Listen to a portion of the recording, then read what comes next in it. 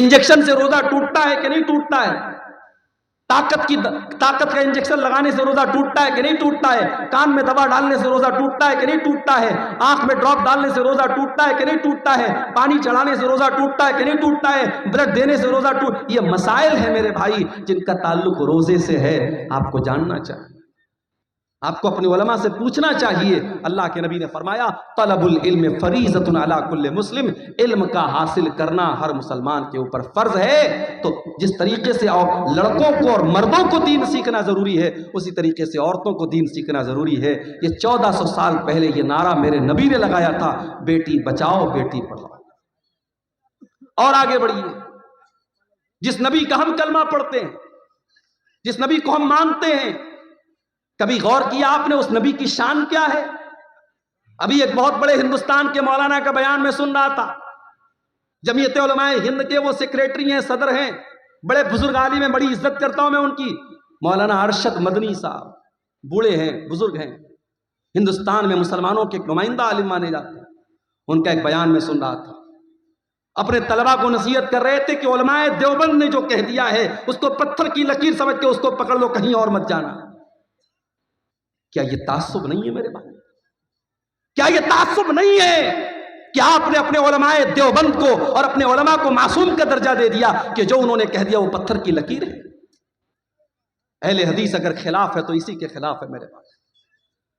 अहले हदीस का यही दावा है कि अगर दुनिया में कोई ऐसी हस्ती है जो मासूम है तो वो हस्ती है जनाब मोहम्मद रसूलुल्लाह सल्लल्लाहु अलैहि वसल्लम। और मौलाना अल्ताफ हुसैन हाली ने 100 साल पहले नक्शा खींचा था और कहा था, नबी को जो चाहे खुदा कर दिखाए, इमामों का रुतबा नबी से बढ़ाए, मज़ारों पे जा जा के नजरें चढ़ाए, शहीदों से जा जा के मांगे दुआएं, न तौहीद में कुछ फर्क इससे आए, न इस्लाम बिगड़े न ईमान जाए। बिल्कुल सही कहा था मौलाना अल्ताफ हुसैन। हमारी कौम आज नबी का मकाम, नबी से बढ़ के इमामों का मकाम बता रही है। अपने उलमाए देवबंद को कहा जा रहा है उनकी हर बात पत्थर की लकीर है। अरे उलमा की बात छोड़ दो, इमामों की बात छोड़ दो। अरे मेरे नबी की शान तो ये है कि मेरे नबी के रहते हुए अगर कोई दूसरा नबी आ जाए तो उसकी भी नहीं चले। आइए मैं दलील आपको दे देता हूं। सूरह आल इमरान में अल्लाह ने फरमाया, वइज़ा ख़ज़ल्लाहु मीसाक़न नबिय्यीन, याद करो जब अल्लाह ताला ने सारे नबियों से वादा लिया, लमा आतैतुकुम मिन किताबिन व हिकमा, ऐ मेरे नबियों मैं तुमको अपनी किताब दे रहा हूँ, मैं तुमको रसूल बना रहा हूँ। सुम्मा जाअकुम रसूलुम मुसद्दिक़ुल लिमा माअकुम, अगर तुम्हारी जिंदगी में मेरा आखिरी नबी आ जाएगा, मेरा आखिरी रसूल आ जाएगा, लतुमिनुन्न बिही व लतंसुरुन्नहु, तो तुम मेरे आखिरी नबी पर ईमान लाओगे, तुम मेरे आखिरी नबी की मदद करोगे। क़ाल अक़ररतुम व अख़ज़्तुम अला ज़ालिकुम इस्री, अल्लाह ने सारे नबियों से वादा लिया, सारे नबियों से एग्रीमेंट लिया कि क्या तुम इस बात का इकरार करते हो कि नहीं करते हो? कालू अकररना, सारे नबियों ने कहा कि हाँ अल्लाह में इकरार करते हैं। काला फशहदू व अना माकुम मिनश शाहिदीन, अल्लाह ने फरमाया ऐ मेरे नबियों तुम गवाह रहना और मैं भी इस बात के ऊपर गवाह हूं। यह है मेरे नबी का मकाम। मेरे नबी के आ जाने के बाद अब दुनिया में किसी और नबी की रिसालत नहीं चलेगी, किसी और नबी की नबूवत नहीं चलेगी। कयामत के पहले हजरत ईसा अलैहिस्सलाम भी दुनिया में आएंगे तो वो अपनी शरीयत लेकर के नहीं आएंगे, अपना लॉ लेकर के नहीं आएंगे, अपना कानून लेकर के नहीं आएंगे। वो भी अगर पैरवी करेंगे तो जनाब मोहम्मद रसूलुल्लाह सल्लल्लाहु अलैहि वसल्लम के कानून की पैरवी करेंगे। मेरे भाइयों, हजरत उमर फारूक एक मरतबा तौरात का एक नुस्खा लाते हैं और उसको पढ़ने लगते हैं। तौरात का नुस्खा लाए, पढ़ने लगे। अल्लाह के नबी वहीं पर बैठे हुए और अल्लाह के रसूल का चेहरा गुस्से से लाल है। हजरत उमर की नजरें तो किताब की तरफ है, तौरात की तरफ है, वो नजर उठा करके अल्लाह के रसूल का चेहरा नहीं देख रहे। अबू बकर सिद्दीक रज़ी अल्लाह ताला अन्हु ने कहा कि ऐ उमर, जरा अल्लाह के नबी का चेहरा देख ले, कितने गुस्से में अल्लाह के नबी। حضرت عمر نے دیکھا اللہ کے رسول کا غصے والا چہرہ، فوراً تورات کا وہ نسخہ زمین پر دے مارا اور کہا اعوذ باللہ من غضب اللہ، میں اللہ کی پناہ چاہتا ہوں اللہ کے غضب سے، رضیت باللہ ربا وبمحمد رسولا وبالاسلام دینا، میں اللہ کو اپنا رب مانتا ہوں، میں محمد صلی اللہ علیہ وسلم کو اپنا رسول مانتا ہوں، اور میں اسلام کو اپنا دین مانتا ہوں۔ اس کے بعد اللہ کے نبی نے فرمایا والذی نفس محمد بیدہ، اس اللہ کی قسم جس کے ہاتھ میں محمد کی جان ہے، اے عمر کان کھول کر کے سن لو، لو بدا لکم موسیٰ، اگر آج موسیٰ علیہ السلام بھی دنیا میں آ جائیں اور تم مجھے چھوڑ کر کے موسیٰ علیہ السلام کی پیروی کرنے لگو، ان کے پیچھے پیچھے چلنے لگو گے، لَزَلَلْتُمْ عَنْ سَوَاءِ السَّبِيلِ، تو تم سیدھے راستے سے بھٹک جاؤ گے۔ اور اگر آج موسیٰ علیہ السلام بھی زندہ ہو جائیں، اگر آج موسیٰ علیہ السلام بھی زندہ ہو جائیں تو ان کو بھی میری اتباع کرنی پڑے گی، میری پیروی کرنی پڑے گی۔ یہ ہے عظمت ہمارے نبی کی، یہ مقام ہے میرے بھائیوں ہمارے نبی تو وہ ہے میرے بھائیوں جو رسم و رواج کو ختم کرنے کے لیے دنیا میں آئے تھے، آخری نبی بن کے آئے تھے۔ ہمارے نبی کی مثال کیسی ہے؟ اللہ کے نبی ایک حدیث میں مثال بیان کرتے ہیں، ایک انسان نے بڑا خوبصورت مکان بنایا، بڑا بہترین مکان بنایا، بس ایک اینٹ کی جگہ چھوڑ دی۔ اب لوگ آتے ہیں مکان کا چکر لگاتے ہیں، کہتے ہیں یار مکان تو بہت اچھا ہے، بس ایک اینٹ کی کمی ہے۔ اللہ کے نبی فرماتے ہیں کہ وہ ایک اینٹ میں ہوں، میں نبوت کی آخری اینٹ ہوں، میں خاتم النبیین ہوں، میں آخری نبی ہوں، میرے بعد اب کوئی اور نبی آنے والا نہیں۔ اللہ کے نبی خاتم النبیین ہیں، اب آپ کے بعد دنیا میں کوئی نبی آئے گا نہیں۔ اور اسی لیے آپ دیکھیے کہ اللہ کے رسول کی زندگی میں ایک بہت خطرناک رسم و رواج تھی، کسی نے اگر کسی بچے کو پال لیا تو وہ اس کا سگا باپ مانا جاتا تھا۔ ابھی میرے پاس ایک صاحب کا کال آیا کہ میں نے بیٹے کو پالا ہے، مجھے اولاد نہیں ہو رہی تھی، بچے کو پالا ہے، تو یہ تو پتا ہے کہ بچے کے باپ کی جگہ جب نکاح پڑھا جائے گا تو میرا نام نہیں بلکہ اس کے بچے کے باپ کا نام لیا جائے گا، لیکن میں یہ پوچھنا چاہ رہا تھا کہ آدھار کارڈ بنوانا ہے، پین کارڈ بنوانا ہے، کیا اس پر میں اپنا نام دے سکتا ہوں؟ میں نے کہا بھائی یہ دیکھ لو، آپ اگر ٹیکنیکل مجبوری ہے آدھار میں اگر آپ اپنا نام ہی دے سکتے ہیں، بچے کے اوریجنل باپ کا نام نہیں دے سکتے، مجبوری ہے تو الگ بات ہے۔ شریعت تو یہی کہتی ہے کہ آپ کو اوریجنل باپ کا نام دینا پڑے گا، بچے کو پال لینے سے آپ بچے کے باپ نہیں بن جاتے، شریعت کا قاعدہ تو یہی ہے۔ اسی لیے مسلمانوں کے یہاں بچوں کو گود لینا بہت مشکل ٹف معاملہ ہے، اس لیے کہ اسلام بچے کو گود لینے پر اس کے اوریجنل باپ کا ہی نام اس کے نام کے ساتھ لگایا جائے گا، پالنے والے کا نام نہیں چلے گا۔ اسلام نے بڑی سختی کے ساتھ اس بات کو حکم دیا ہے۔ اللہ کے نبی نے حضرت زید کو بیٹے کی طرح پالا تھا، اور اتنی محبت سے پالا تھا کہ لوگ زید ابن حارثہ کو زید بن محمد کہنے لگے، اللہ کے رسول کا بیٹا کہنے لگے۔ اور حضرت زید کی شادی جب حضرت زینب کے ساتھ ہوئی اور میاں بیوی میں جب اچھی طریقے سے نباہ نہیں ہو پایا اور حضرت زید نے اپنی بیوی کو طلاق دے دیا، اللہ نے حکم دے دیا اے محمد صلی اللہ علیہ وسلم آپ حضرت زینب کی عدت پوری ہو جانے کے بعد ان سے نکاح کر لیں۔ غور کرو میرے بھائیو، اس زمانے کے رواج کے حساب سے حضرت زینب اللہ کے نبی کی بہو لگتی تھی، حضرت زید کی بیوی تھی، آپ کی بہو لگتی تھی اس زمانے کے رواج کے حساب سے۔ اور اللہ تعالیٰ کی طرف سے یہ حکم دیا گیا کہ آپ زینب سے نکاح کر لیجئے۔ اللہ کے نبی گھبرانے لگے، لوگ مجھے تانا ماریں گے، لوگ مجھے برا بھلا کہیں گے، میں کیا جواب دوں گا؟ اللہ نے فرمایا یا ایھا النبی لا تطع الکافرین والمنافقین، اے نبی آپ کافروں کی پیروی نہ کریں، منافقوں کی پیروی نہ کریں۔ اے نبی اللہ نے جو حکم دیا آپ اس حکم کو مان لے۔ وَتَخْشَى النَّاسَ وَاللَّهُ أَحَقُّ أَن تَخْشَىٰ، اے نبی آپ کو لوگوں سے ڈرنے کی ضرورت نہیں ہے، آپ کو اللہ سے ڈرنا ہے، اللہ سے ڈریے آپ۔ نبی نے شادی کر دی حضرت زینب بنت جہش سے۔ اللہ کے نبی نے جب ان کی طلاق ہو گئی، عدت پوری ہو گئی، اللہ کے نبی نے شادی کر لی۔ اب جیسے ہی شادی ہو گئی، اب اللہ کے نبی کے اوپر منافقین کی طرف سے اعتراض ہونے لگا، یہودیوں کی طرف سے اعتراض ہونے لگا، صاحب انہوں نے تو اپنی بہو سے نکاح کر لیا۔ اب ذرا غور کرنا میرے بھائیو، جب یہ اعتراض ہونے لگا کہ اللہ کے نبی نے اپنی بہو سے نکاح کر لیا ہے، اللہ تعالیٰ نے قرآن میں اپنے نبی کا ڈیفینس کیا، اور قرآن میں اللہ نے آیت نازل کی ما کان محمد ابا احد من رجالکم او لوگو محمد صلی اللہ علیہ وسلم تم میں سے کسی مرد کے باپ نہیں ہیں. ان کی اولاد تو جتنے ان کے بیٹے پیدا ہوئے سب بچپن میں انتقال کر گئے. جب ان کا کوئی بیٹا جوان ہی نہیں ہوا تو جب وہ کسی مرد کے باپ نہیں ہے تو پھر ان کی بہو کہاں سے آ گئی؟ جب وہ کسی مرد کے باپ نہیں ہیں، ان کے سارے بچے بچپن میں انتقال کر گئے، تو تم یہ کیوں کہتے انہوں نے اپنی بہو سے نکاح کر؟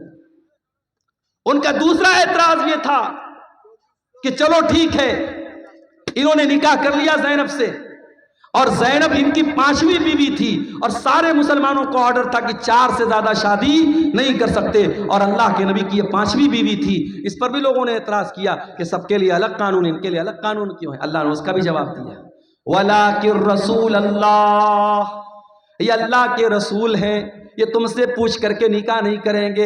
ان کو اللہ نے اجازت دی ہے، اس لیے انہوں نے زینب سے نکاح کیا ہے. عام مسلمانوں کے لیے الگ حکم ہے اور نبی کے لیے اللہ کی طرف سے الگ حکم ہے، تمہیں اعتراض کرنے کا کوئی حق حاصل نہیں ہے. تیسرا اعتراض یہ کیا گیا کہ اگر اپنی بہو سے نکاح کر بھی لیا زمانے کے رسم و رواج کو توڑنے کے لیے تو یہ کام کوئی اور بھی کر سکتا تھا، انہوں نے کیوں کیا؟ یہ رسم تو کسی اور کے ذریعے بھی توڑی جا سکتی تھی، یہ رسم اللہ کے رسول کے ذریعے کیوں توڑی گئی؟ اللہ نے فرمایا وَخَاتَمَ النَّبِيِّينَ، میرا نبی آخری نبی بن کر کے آیا. جب میرا نبی رسم و رواج کو نہیں توڑے گا تو کون توڑے گا؟ میرے نبی تو رسم و رواج کو توڑنے ہی کے لیے دنیا میں آئے تھے. یہ الگ بات ہے، وہ نبی رسم و رواج کو توڑنے کے لیے آئے تھے، اس نبی کے امتی آج رسم و رواج کو توڑنے والے نہیں بلکہ بڑھانے والے بنے. بڑھا رہے ہیں ہم رسم و رواج کو. شادی کے پہلے ابھی آپ نے دیکھا ایک بہت بڑی شادی ہو رہی ہے گجرات کے جام نگر شہر میں. ممبئی اور گجرات کے بہت بڑے ادیوگ پتی گھرانے میں شادی ہو رہی ہے، اور شادی میں 9 ارب روپے خرچ ہو چکے ہیں. ابھی یہ شادی کے پہلے کے فنکشن میں 9 ارب روپے خرچ ہو چکے ہیں. اور ایسا نہیں کہ یہ صرف ان کے دوسرے مذہب کے لوگوں میں ہو رہا ہے، مسلمانوں کا بھی بہت برا حال ہے. کلکتہ کے مٹیا برج میں گیا تھا، وہاں لوگوں نے مجھے بتایا کہ ایک بہت کروڑ پتی ارب پتی مسلمان نے اپنی لڑکی کی شادی کی تو کئی کلو اس نے سونا اپنی بیٹی کو جہیز میں دیا تھا. کلو، گرام نہیں، کلو میں اس نے اپنی بیٹی کو زیورات سے لاد دیا تھا اپنی بیٹی کو. کئی شادی ہو رہی ہے تو جتنے باراتی آ رہے ہیں سب باراتیوں کو سوٹ دیا جا رہا ہے، سارے باراتیوں کو سونے کی انگوٹھی دی جا رہی ہے. یہ مسلمانوں کیا بھی یہ حال ہو رہا ہے میرے؟ آپ کے سیمانچل کے علاقے میں کیا جہیز کی رسم نہیں ہے؟ کیا ہلدی کی رسم نہیں ہے؟ کیا عورتیں سندور نہیں لگا رہی ہیں؟ کیا بندی نہیں لگا رہی ہیں؟ بنگال میں آپ چلے جائیں تو کہیں فرق کرنا مشکل ہو جاتا ہے کہ یہ لڑکی، یہ عورت مسلمان ہے یا غیر مسلم ہے. جو نبی رسم و رواج کو توڑنے کے لیے آئے تھے، جو نبی ہمیں رسم و رواج کی بیڑیوں سے آزاد کرنے کے لیے آئے تھے، آج افسوس کی بات یہ ہے اس نبی کا کلمہ پڑھنے کے باوجود اور اس نبی سے محبت کا دعویٰ کرنے کے باوجود آج ہم رسم و رواج کی بیڑیوں میں جکڑے ہوئے ہیں اور نہ جانے کون کون سی رسم و رواج میں ہم پڑے ہوئے ہیں. ایک شادی میں گیا بنارس میں، ہمارے خاندان میں رشتہ داری میں شادی تھی، میں گیا تو شادی کے پہلے لڑکی والے بہت سارا سامان تیار کرتے ہیں، لڑکے والے دلہن کے لیے، بہو کے لیے. تو اس میں دیکھا کہ صاحب دلہن کے لیے ایک سہاگ کی پڑیا تیار ہو رہی ہے. وہ کچھ سامان تھے، کچھ جڑی بوٹیاں وغیرہ تھے. میں نے پوچھا یہ کیا ہے؟ کہنے لگے سہاگ کی پڑیا ہے. میں نے کہا اس میں کیا کیا ہے؟ پتہ لگا اس میں وہ ہے جو بال میں لگاتے ہیں، سندور ہے، بدیا ہے.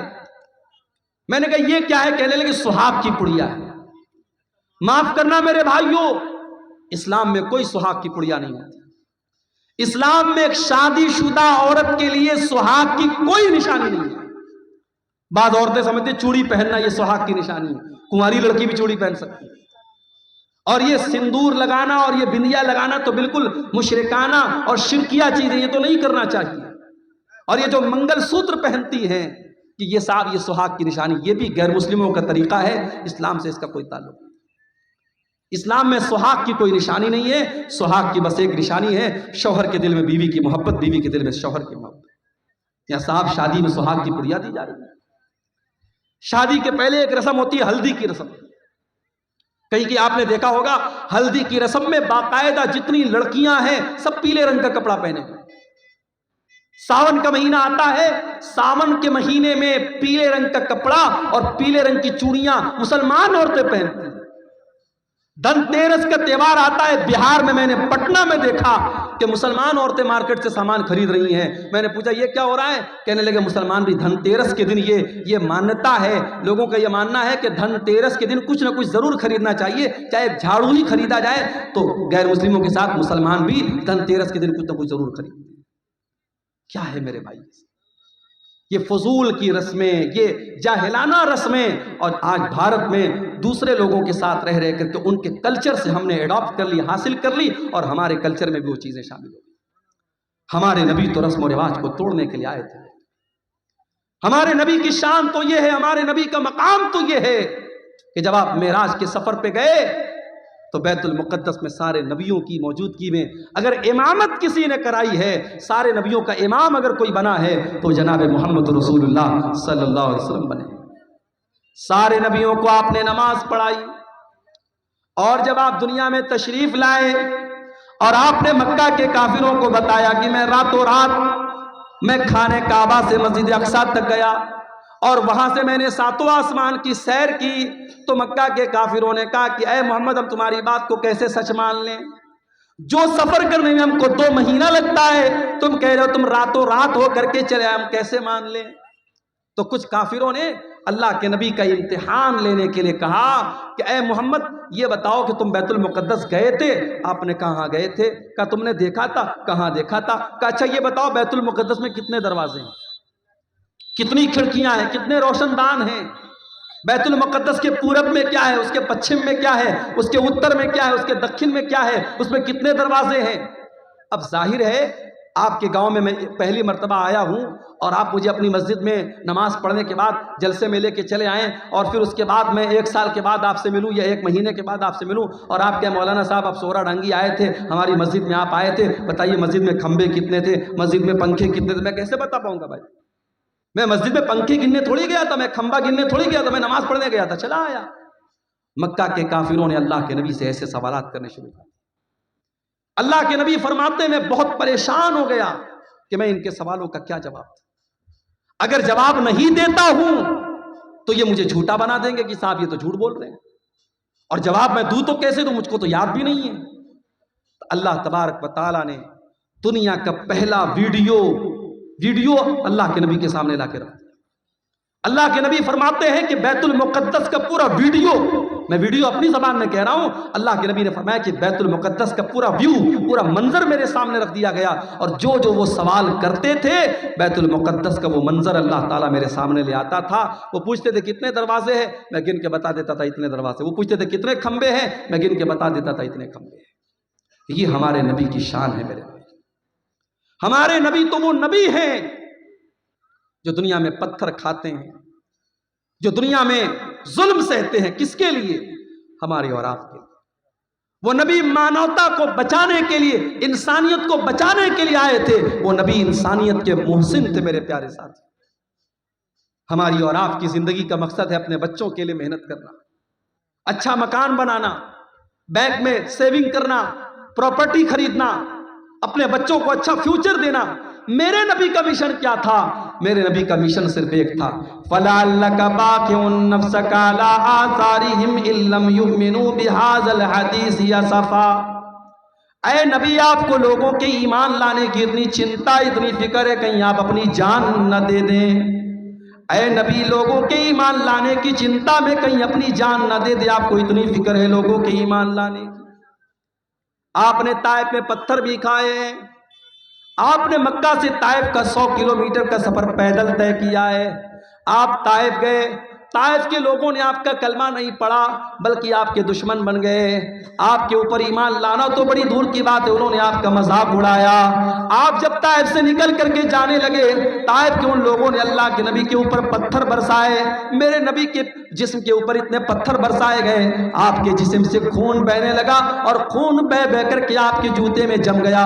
मेरे प्यारे भाइयों, उस नबी ने पत्थर भी खाए हैं तो हमारे और आपके लिए खाए हैं। वो नबी हमारे और आपके लिए मोहसिन बन करके आए थे। इसीलिए अल्लाह ताला कुरान करीम में कहता है वमा अरसलनाका इल्ला रहमतल लिल आलमीन। ओ लोगो, हमने तुमको वो नबी दिया है जो सारी कायनात के लिए रहमत बन करके आए थे, रहमत बन करके आए थे।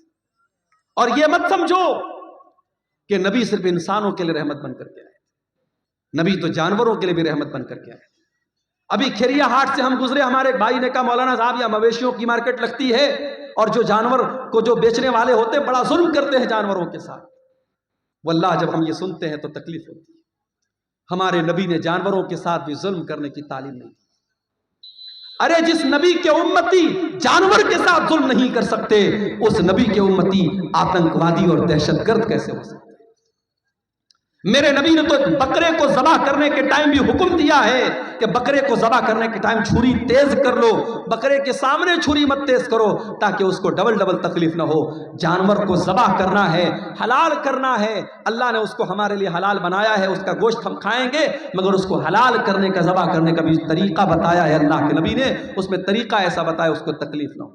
اور آج میڈیکل سائنس بھی یہ کہتی ہے کہ جو جھٹکے سے جانور کو مارتے ہیں، کبھی آپ یوٹیوب پر دیکھیے، جو جھٹکے سے جو مارا جاتا ہے اور گردن کے اوپر ایسے جو ہے وہ جو چاپڑ ہوتا ہے اور اس سے مارتے ہیں، تو وہ جو طریقہ جانور کو مارنے کا ہوتا ہے اور جو اسلام کا طریقہ ہے گلے پر چھری چلانے کا، دونوں میں بہت فرق ہے۔ اور اسلامی طریقے میں جانور کی جان فوراً نکل جاتی ہے، اس کو تکلیف نہیں ہوتی۔ جانوروں کے ساتھ بھی اللہ کے نبی نے رحم کا برتاؤ کرنے کا حکم دیا۔ سفر میں آپ جا رہے، اچانک ایک جگہ سے چیونٹیوں کے پاس سے آپ گزرے، صحابہ کرام کو چیونٹی کاٹنے لگی، صحابہ کرام نے آگ لگائی اور چیونٹیوں کو جلا دیا۔ اللہ کے نبی کو پتا چلا، اپنے صحابہ کو ڈانٹا اور آپ نے کہا کان کھول کر کے سن لو، آگ کا عذاب آگ کا رب ہی دے سکتا ہے، آگ کا عذاب کوئی اور نہیں دے سکتا۔ چیونٹی کو بھی جلانے کا آپ کو ادھیکار نہیں ہے، چیونٹی کو جلا نہیں سکتے آپ۔ اسی سفر میں اللہ کے نبی جا رہے تھے، ایک صحابی نے ایک لال چڑیا کے بچوں کو لے لیا اور لال چڑیا جب اپنے گھونسلے میں آئی، بچوں کو نہیں دیکھا، پھڑپھڑانے لگی۔ اللہ کے نبی کی نظر چڑیا کے اوپر پڑی، آپ نے کہا اس کے بچے کو کس نے چھینا ہے؟ ایک صحابی نے کہا اللہ کے نبی میں نے چھینا ہے۔ آپ نے فرمایا جاؤ اس کے بچوں کو لوٹا دو۔ ایک چڑیا کو اس کے بچے سے جدا کرنے کی تعلیم محمد رسول اللہ نے نہیں دی ہے۔ جو ایک چڑیا کو اس کے بچوں سے دور کرنے کی تعلیم نہیں دے سکتے ہیں، وہ کسی ماں سے اس کے بچے کو دور کرنے کی تعلیم کیسے دے سکتے ہیں؟ میرے اللہ کے نبی فرماتے ہیں ایک عورت نے بلی کو پکڑا اور بلی کو باندھ دیا، قید کر دیا، نہ کھانے کو دیتی تھی نہ پینے کو دیتی تھی، یہاں تک کہ بلی مر گئی۔ اللہ کے نبی فرماتے وہ بڑھیا جہنم میں جائے گی، ایک بلی کو بے وجہ مارنے کی وجہ سے وہ جہنم میں جائے گی۔ دوسری حدیث میں اللہ کے نبی فرماتے ہیں ایک فاحشہ عورت نے، ایک بدچلن عورت نے، جب وہ کنویں سے پانی نکال رہی تھی، ایک کتا پیاس سے مر رہا تھا، اس نے اپنے چمڑے کے موزے میں پانی نکالا اور کتے کو پلا دیا۔ اس کے اس عمل کی وجہ سے اللہ تعالیٰ نے اس فاحشہ عورت کو بخش دیا، اس کو معاف کر دیا۔ یہ میرے نبی کی رحمت ہے، جانوروں کے ساتھ بھی اچھا سلوک کرنے کی آپ نے تعلیم دی۔ اور جانور ہی نہیں، میرے نبی تو بے جان چیزوں کے لیے بھی رحمت بن کر کے آئے۔ وہ حدیث آپ نے سنی ہوگی، اللہ کے نبی کھجور کے تنے پر کھڑے ہو کے خطبہ دیتے تھے۔ ایک عورت کی نظر پڑی، اس نے دیکھا اللہ کے نبی کھجور کے تنے پر کھڑے ہو کے خطبہ دیتے ہیں، اس نے کہا اے اللہ کے نبی ہمیں اچھا نہیں لگتا ہے، آپ کھجور کے تنے پر کھڑے ہو کر کے خطبہ دے، ہمیں اچھا نہیں لگتا ہے۔ اس عورت کا بیٹا بڑھئی کا کام کرتا تھا، اس نے کہا اے اللہ کے نبی میں اپنے بیٹے سے کہہ کر کے ایک بہترین ممبر آپ کے لیے بنوا دوں گا۔ پتہ یہ چلا کہ آپ کے علماء اور آپ کے رہنما اگر تکلیف میں اور مصیبت میں ہیں تو آپ یہ مت کہہ کے پلہ جھاڑ دیجئے کہ صاحب ہم سے کیا مطلب ہے، اگر آپ کے علماء کو ضرورت ہے آپ کی تو آپ ان کی مدد کیجئے۔ صحابہ کرام اپنے نبی کو اگر دیکھتے تھے کہ یہاں میرے نبی کو کسی چیز کی ضرورت ہے تو صحابہ کرام اپنے نبی کی مدد کرتے تھے۔ یہاں حالات کیا ہے؟ لاک ڈاؤن لگا، مسجدوں میں پڑھانے والے امام اور مدرسے میں پرائیویٹ پڑھانے والے ٹیچر 5,000 10,000 جن کی تنخواہیں تھیں، لاک ڈاؤن میں ان کی تنخواہیں بند ہو گئی۔ مسجد کی کمیٹی نے کہہ دیا مولوی صاحب ہمارے پاس پیسہ نہیں ہے، مدرسے والوں نے کہہ دیا ہمارے پاس بجٹ نہیں ہے۔ کتنے مدرسے میں پڑھانے والے مولویوں کو میں جانتا ہوں، انہوں نے قرضے لے لے کر کے لاک ڈاؤن کا ٹائم گزارا۔ کتنے مسجدوں کے امام کو میں جانتا ہوں، انہوں نے لوگوں کے سامنے ہاتھ پھیلا کر کے اپنا کام چلایا میرے پاس۔ اور آج جب لاک ڈاؤن ختم ہو گیا اور زندگی نارمل ہو گئی، انہی مولویوں نے اور انہی اماموں نے یہ طے کر لیا کہ آج کے بعد ہم مدرسے میں نہیں پڑھائیں گے، ہم کی کوئی چھوٹی موٹی دکان کر لیں گے، کوئی چھوٹا موٹا بزنس کر لیں گے، کوئی کاروبار کر لیں گے، مگر ہم یہ غلامی کی زندگی نہیں گزاریں گے، یہ غلامی کی زندگی نہیں بسر کریں گے۔ میرے بھائیوں، اپنے اماموں کا، اپنے علماء کا خیال رکھو۔ نبی کے دور میں اللہ کے نبی لکڑی کے تنے پر کھڑے ہو کے خطبہ دے رہے ہیں، عورت دیکھتی ہے، کہتی ہے اللہ کے نبی ہم سے دیکھا نہیں جاتا ہے، میرا بیٹا بڑھئی کا کام کرتا ہے، میں ممبر لا کر کے تیار کر کے آپ کو دے دوں گی۔ اگلا جمعہ آیا، خطبہ جمعہ کے لیے اللہ کے نبی مسجد میں آئے، دیکھا ممبر آ کے رکھا ہوا ہے اور کھجور کا تنا کونے میں پڑا ہوا ہے۔ اللہ کے پیارے نبی ممبر کے اوپر چڑھے، خطبہ دینے لگے۔ حدیث کے الفاظ ہے، بخاری کی روایت ہے، فصاحت النخلا، کھجور کے تنے سے رونے کی آواز آنے لگی، کھجور کے تنے سے رونے کی آواز آنے لگی۔ اللہ کے نبی ممبر سے اترے اور اس کھجور کے تنے کو اپنے سینے سے لگایا۔ جب آپ نے سینے سے لگایا تو رونے کی آواز آنی بند ہو گئی اور سسکنے کی آواز آنے لگی۔ اللہ کے نبی نے فرمایا اگر میں اس کو سینے سے نہ لگاتا تو قیامت تک یہ روتا رہتا۔ اور اس کے بعد آپ نے فرمایا انہا کانت تبکی علی ما کانت تسمع من الذکر، چونکہ اس ممبر پر کھڑے ہو کر کے میں اللہ کا ذکر کرتا تھا، میں قرآن بیان کرتا تھا، میں حدیث بیان کرتا تھا، اس لیے یہ لکڑی کا تنا رو رہا ہے۔ میرے پیارے ساتھیوں، میرے نبی اس لکڑی کے تنے کے لیے رحمت بن کر کے آئے تھے۔ ہم اور آپ اتنے بڑے بد نصیب ہیں کہ آج اس نبی، جس نبی سے لکڑی کا تنا بھی محبت کرتا تھا، ہم اتنے بڑے بد نصیب ہیں کہ اس نبی سے کا نام تو ہم لیتے ہیں، اس نبی سے محبت کا دم تو بھرتے ہیں، مگر اس نبی کی سنتوں سے ہم پیچھے ہیں، اس نبی کے طریقے سے ہم پیچھے ہیں۔ نہ ہماری شادی بیاہ اس نبی کے طریقے کے مطابق ہے، نہ ہمارا لین دین اس نبی کے طریقے کے مطابق ہے، نہ ہمارا اخلاق اس نبی کے طریقے کے مطابق ہے۔ ہمارا نوجوان تو نوجوان 60 سال کے بوڑھے جب سیلون میں جاتے ہیں اور سیلون میں جا کر کے اپنی داڑھی کو مڈاتے ہیں اور کلین شیو ہوتے ہیں، انہیں شرم آنی چاہیے، انہیں غیرت آنی چاہیے، اور انہیں سوچنا چاہیے کہ ان کے نبی نے کہا تھا کہ داڑھی کو چھوڑ دو، ان کے نبی نے منع کیا تھا کہ داڑھی کو مت چھیڑو، داڑھی کو مت کاٹو، داڑھی کو مت موڑو۔ جس نبی نے داڑھی کو چھوڑنے کا حکم دیا تھا، آج اس نبی کے امتی سیلون میں جا کر کے داڑھی صاف کروا رہے ہیں۔ جس نبی نے ساری زندگی پاک دامنی کی زندگی گزاری تھی، جو نبی اتنے حیادار تھے کہ اللہ کے نبی کے بارے میں صحابہ کہتے ہیں کہ کنواری لڑکی سے بھی زیادہ آپ شرمیلے تھے، آج اس نبی کے ماننے والے اور اس نبی کا کلمہ پڑھنے والے بے شرم ہوتے چلے جا رہے ہیں، بے غیرت ہوتے چلے جا رہے ہیں۔ اس قوم کی لڑکیوں کو دیکھ لو، اس قوم کے لڑکوں کو دیکھ لو، آج بے حیا ہوتے چلے جا رہے ہیں۔ میرے پیارے ساتھیوں، اس لکڑی کے تنے کو بھی اپنے نبی سے محبت تھی، اگر ہمیں محبت ہوتی تو ہم بھی اس نبی کے طریقے پر چلتے۔ اور آگے بڑھیے، وہ نبی ہم سے بہت محبت کرتے تھے، وہ نبی ہمیں بہت چاہتے تھے۔ اللہ نے قرآن میں فرمایا لَقَدْ جَاءَكُمْ رَسُولٌ مِّنْ أَنفُسِكُمْ عَزِيزٌ عَلَيْهِ مَا عَنِتُّمْ حَرِيصٌ عَلَيْكُمْ بِالْمُؤْمِنِينَ رَءُوفٌ رَحِيمٌ۔ اے مسلمانوں، ہم نے تم کو وہ رسول دیا ہے جو جان سے زیادہ تم سے محبت کرتے ہیں، جو تمہیں فائدہ پہنچانے کی پوری کوشش کرتے ہیں، جو تمہیں تکلیف سے بچانا چاہتے ہیں۔ اللہ کے نبی کی سیرت میں آپ یہ واقعات دیکھیں، مسواک سے آپ کتنی محبت کرتے تھے۔ انتقال کے پہلے بھی آپ نے حضرت عائشہ کے بھائی عبد الرحمن کے ہاتھ میں مسواک دیکھی، حضرت عائشہ کو اشارہ کیا، حضرت عائشہ نے اپنے بھائی سے مسواک کو لیا، اپنے دانتوں سے نرم کیا۔ اللہ کے نبی نے اپنے آخری ٹائم بھی مسواک کیا ہے، مسواک سے اتنی محبت کرتے تھے اللہ کے نبی، اس کے باوجود آپ نے اپنی امت کی آسانی کے لیے کیا فرمایا؟ لولا ان اشق علی امتی لامرتهم بالسواک عند کل صلاۃ۔ اگر میں اپنی امت کے لیے پریشانی نہ سمجھتا، اگر میں اپنی امت کے لیے مصیبت نہ سمجھتا تو میں مسواک کو کمپلسری کر دیتا، ضروری کر دیتا، لیکن اگر میں مسواک کو ضروری کر دیتا میری امت پریشانی میں پڑ جاتی، اس لیے مسواک کو آپ نے ضروری قرار نہیں دیا۔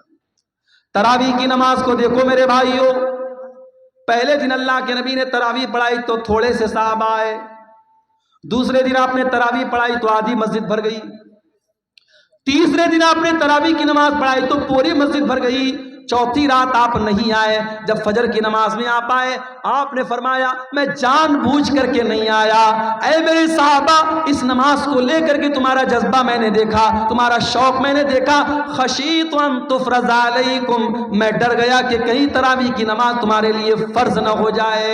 اس نبی نے چوتھے دن تراویح کی نماز نہیں پڑھائی تاکہ تراویح کی نماز فرض نہ ہو جائے۔ میرے بھائیوں، وہ نبی ہم سے اتنی محبت کرتے تھے، ہماری آسانی چاہتے تھے۔ وہ نبی معراج کے سفر میں آپ گئے، 50 ٹائم کی نماز آپ کو ملی، آپ واپس آئے، موسیٰ علیہ السلام سے ملاقات ہوئی، موسیٰ علیہ السلام نے کہا کہ اے محمد صلی اللہ علیہ وسلم کتنا آپ کو کیا حکم ملا اللہ تعالیٰ کی طرف سے؟ کہا کہ 50 ٹائم کی نماز ملی۔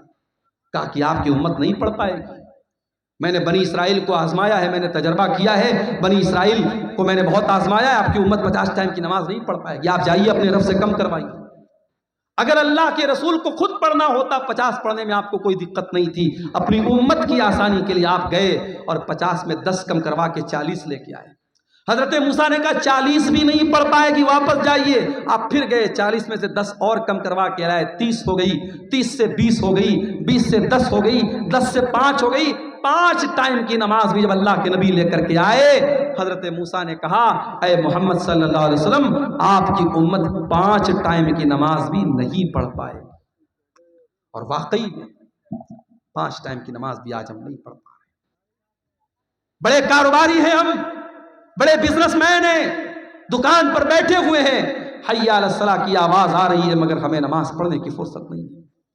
رات کو 2-2 بجے تک ہمارے نوجوان موبائل پہ لگے ہوئے ہیں، اور فجر کے ٹائم 5 ساڑھے 5 بجے جب فجر کی اذان ہو رہی ہے اور مؤذن کہہ رہا ہے الصلاۃ خیر من النوم، نماز نیند سے بہتر ہے۔ 2 بجے تک 3 بجے تک رات میں جاگنے والا مسلمان فجر کی نماز میں سویا ہوا ہے۔ میرے پیارے بھائیوں، موسیٰ علیہ السلام کو کتنا بہترین تجربہ تھا اپنی قوم کا، انہوں نے کہا آپ کی امت 5 ٹائم کی نماز بھی نہیں پڑھ پائے۔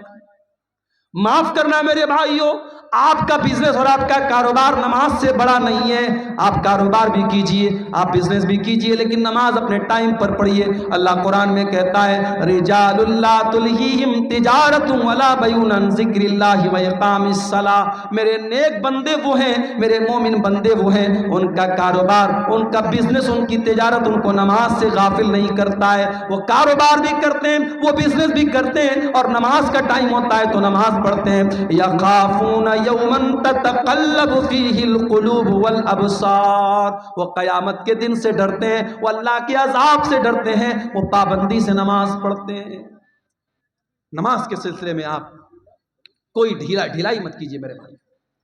سعودی عرب کا ایک واقعہ ایک عالم نے لکھا وہاں کے کہ ایک مرتبہ میں فلائٹ میں سفر کر رہا تھا اور میرے ساتھ ایک فوج کا ریٹائر کرنل تھا جو پہلے فوج میں کام کرتا تھا، میرے ساتھ وہ بیٹھا تھا۔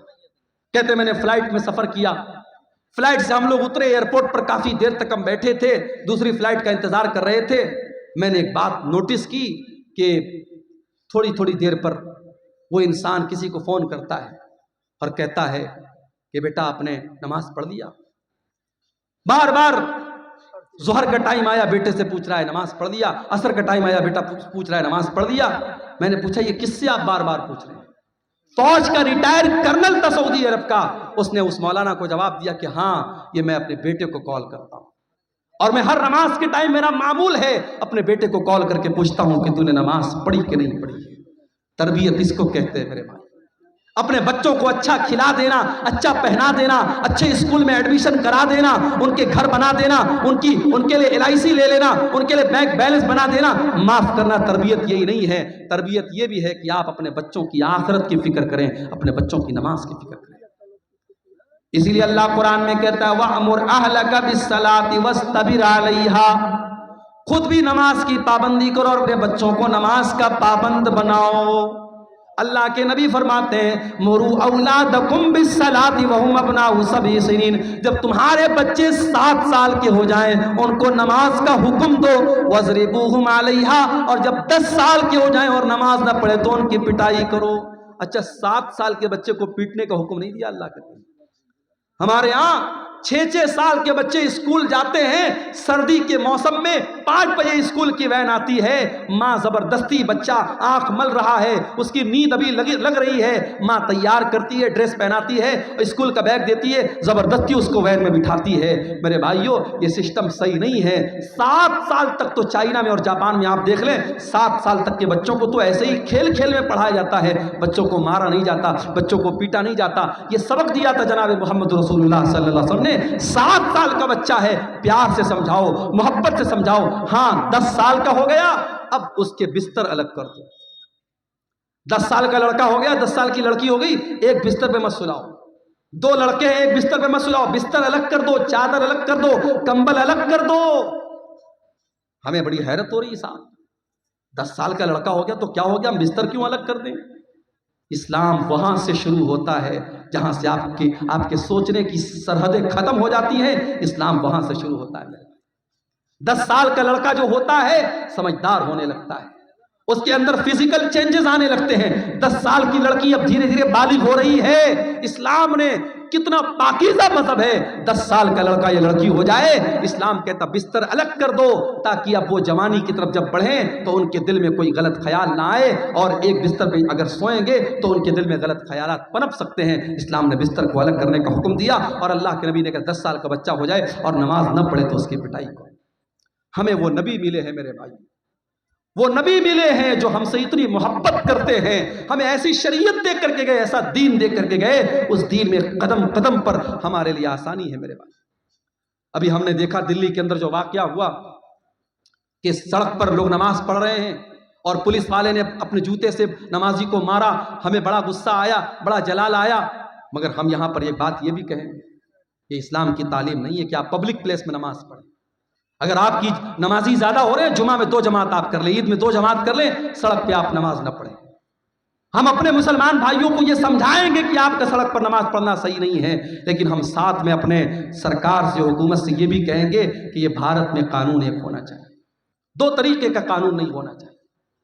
کسی مذہب کے تہوار تو کھلے عام سڑکوں پر منائے جائیں اور تہوار منانے والوں پر پھولوں کی بارش کی جائے، اور دوسرے مذہب کا مسلمان اگر ہفتہ میں جمعہ کی ایک نماز پڑھ لے تو آپ کا پولیس والا اسے جوتوں سے مار رہا ہے۔ یہ 2 طریقے کے قانون نہیں چلیں گے میرے پاس۔ اور اگر مان لو حالات کبھی دنیا میں ایسے آ جائیں، ساری مسجدیں ختم ہو جائیں اور سارے جتنی اللہ کی مسجدیں ہیں ساری مسجدوں کو لوگ ڈھا دیں، گرا دیں، تب بھی معاف کرنا نماز بند ہونے والی نہیں ہے۔ اس لیے کہ اللہ کے نبی فرماتے ہیں 6 چیزیں اللہ تعالیٰ نے مجھ کو ایسی دی ہے جو کسی اور نبی کو نہیں دی گئی۔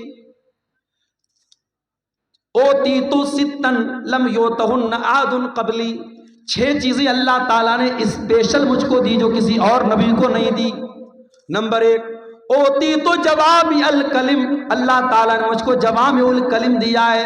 اللہ کے نبی کی زبان سے چھوٹے چھوٹے جملے نکلا کرتے تھے لیکن معنی بہت بڑا بڑا ہوتا تھا، چھوٹی چھوٹی باتیں۔ جیسے مثال کے طور پہ اللہ کے نبی نے فرمایا انما الاعمال بالنیات، عمل کا دار و مدار نیت پر ہے۔ چھوٹی سی حدیث ہے لیکن اس کے معنی اور مطلب بہت بڑا بڑا ہے۔ دوسری چیز وَنُصِرْتُ بِالرُّعْبِ مَسِيرَةَ شَهْرٍ، اور میرے دشمن کے دل پر میرا رعب و دبدبا ڈال دیا گیا ہے۔ میرا دشمن 1 مہینے کی دوری پر بھی اگر مجھ سے ہو، اس کے دل میں میرا رعب و دبدبا ڈال دیا گیا ہے۔ تیسری چیز وَجُعِلَتْ لِيَ الْأَرْضُ مَسْجِدًا وَطَهُورًا، اور ساری کی ساری زمین میرے لیے مسجد بنا دی گئی ہے۔ مسلمان نماز پڑھنے کے لیے مسجد کا محتاج نہیں ہے، کہیں پر بھی جنگل میں چلا جائے، پہاڑ پہ چلا جائے، دنیا کے کسی بھی کونے میں چلا جائے، نماز کا ٹائم ہو گیا، نماز وہ کہیں پر بھی پڑھ سکتا ہے۔ پاک صاف جگہ ہونی چاہیے۔ اگر پانی نہیں مل رہا ہے اس کے لیے ساری زمین پاک بنائی گئی، وہ کہیں پر بھی زمین پر ہاتھ مار کر کے تیمم کر سکتا ہے، ساری زمین اس کے لیے پاک بنائی گئی، ساری زمین اس کے لیے مسجد بنائی گئی۔ یہ ہمارے اسلام کی خاصیت ہے میرے بھائی۔ ہمارا دین بڑا آسان دین ہے۔ جاڑے کا موسم ہے، ہم نے موزہ پہنا ہے، سفر میں ہم نکلے ہوئے ہیں، موزہ نہیں اتار رہے ہیں، اسلام کہتا کوئی مسئلہ نہیں، تمہیں پیر دھونے کی ضرورت نہیں ہے۔ وضو کر کے اگر آپ نے موزہ پہنا ہے اور سفر کی حالت میں آپ ہیں تو 3 دن تک آپ اسی موزے کو پہنے رہیے اور اس پر مسح کر لیجئے، پیر کو دھونے کی ضرورت نہیں ہے۔ ہاں اگر اپنے گھر میں ہیں تو 24 گھنٹے تک آپ مسح کر سکتے ہیں، 24 گھنٹے کے بعد آپ موزہ اتار لیجئے، پیر دھو کے پھر سے موزہ پہن لیجئے، وضو کر کے پھر سے پہن لیجئے۔ آسانیاں ہیں ہمارے دین میں۔ سفر میں ہم نکلے، ابھی ہمارے کٹیہار کے بعض احباب ہیں، کل ہم لوگ یہاں سے جمعہ پڑھ کے جامتاڑا گئے تھے، 350 کلومیٹر دور گئے تھے، سفر میں نکلے ہیں، نماز کا ٹائم ہوا، ہم 4 رکعت والی نماز کو 2 رکعت پڑھیں گے، سنت پڑھنے کی ضرورت نہیں ہے، فجر کی سنت پڑھیں گے، باقی کوئی سنت پڑھنے کی ضرورت نہیں ہے۔ 4 رکعت والی کو 2 رکعت پڑھیں گے، ظہر اور عصر کو اکٹھے پڑھ لیں گے، مغرب اور عشاء کو اکٹھے پڑھ لیں گے۔ آسانیاں ہیں قدم قدم پر ہماری شریعت میں میرے پیارے ساتھیوں۔ یہی بات ہے جو اللہ قرآن میں کہہ رہا ہے لَقَدْ جَاءَكُمْ رَسُولٌ مِّنْ أَنفُسِكُمْ عَزِيزٌ عَلَيْهِ مَا عَنِتُّمْ، ہم نے تم کو وہ نبی دیا ہے جو تمہیں جان سے زیادہ پیار کرتا ہے۔ عورت پریگننٹ ہے، روزہ رکھے گی بچے کو تکلیف پہنچے گی، بچے کو دودھ پلا رہی ہے، روزہ رکھے گی بچے کو دودھ نہیں پلا سکتی ہے، اسلام کہتا کوئی مسئلہ نہیں ہے، عورت بعد میں روزہ پورا کر لے گی، اسلام اس کو قضا کرنے کا اور بعد میں روزہ پورا کرنے کا حکم دیتا ہے۔ عورت پیریڈ میں ہے، اس کی کمزوری کا دن ہے، اس کی بیماری کا دن ہے، چڑچڑاپن رہتا ہے، بدن میں کمزوری رہتی ہے، بلڈ آتا رہتا ہے، درد ہوتا رہتا ہے، اسلام نے کہا کوئی مسئلہ نہیں، جتنے دن اس کو پیریڈ آ رہا ہے وہ نماز نہیں پڑھے گی، روزہ نہیں رکھے گی، روزہ بعد میں پورا کرے گی۔ قدم قدم پر ہماری شریعت میں میرے بھائیوں آسانی رکھی ہے۔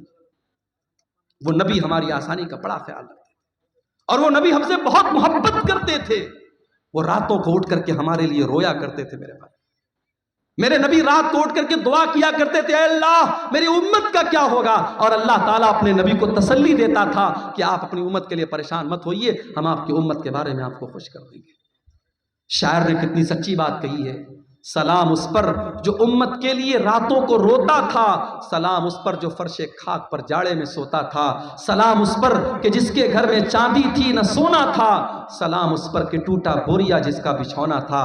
میرے پیارے بھائیوں، اس نبی سے ہمیں واقعی میں سچی محبت کرنی چاہیے، اس نبی سے واقعی میں سچی محبت کرنی چاہیے، اور وہ نبی صرف دنیا میں ہمارے کام نہیں آ رہے ہیں بلکہ آخرت میں بھی ہمارے کام آئیں گے۔ اللہ کے نبی فرماتے ہیں انا سید ولد آدم یوم القیامہ، قیامت کے دن سارے آدم کی اولاد کا سردار میں رہوں گا، وَأَوَّلُ مَن يَنشَقُّ عَنْهُ الْقَبْرُ، اور قیامت کے دن سب سے پہلے میری قبر پھٹے گی، وَأَوَّلُ الشَّافِعِينَ، اور قیامت کے دن جب سارے نبی اپنا پلہ جھاڑ لیں گے اور کہہ دیں گے میں آج کسی کی سفارش نہیں کر سکتا، تو سب سے پہلے میں سفارش کروں گا اور سب سے پہلے میری سفارش قبول کی جائے گی۔ وہ نبی قیامت کے دن بھی ہمارے کام آئے گے۔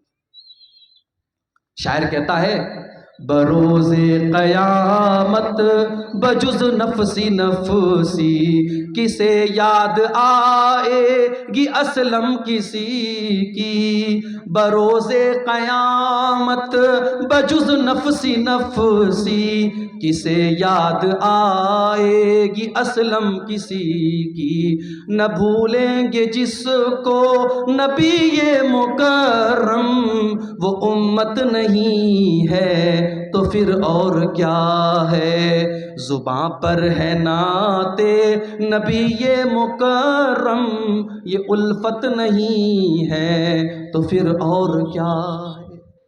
وہ نبی ہم سے بڑی محبت کرتے تھے میرے بھائی۔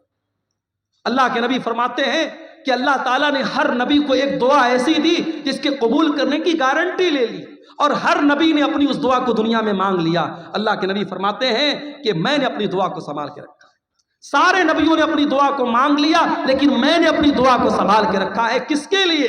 اپنے لیے نہیں، اپنے پریوار کے لیے نہیں، اپنے بچوں کے لیے نہیں، شفاعۃ لامتی یوم القیامہ، میں قیامت کے دن اپنی امت کے لیے سفارش کروں گا، قیامت کے دن اپنی امت کے لیے اللہ سے گر گڑا کے معافی مانگوں گا۔ میرے پیارے ساتھیوں، اس نبی کی قدر کرو، اس نبی سے محبت کرو، اس نبی کی اتباع کرو، اس نبی کی اطاعت کرو۔ اور میرے بھائیوں، یہ ہمارے مولانا توحید صاحب نے ایک پرچی دی ہے، اس پہ کچھ سوالات ہیں، میں ان کو جواب دے کر کے میں بات ختم کروں گا، کیونکہ ہمارے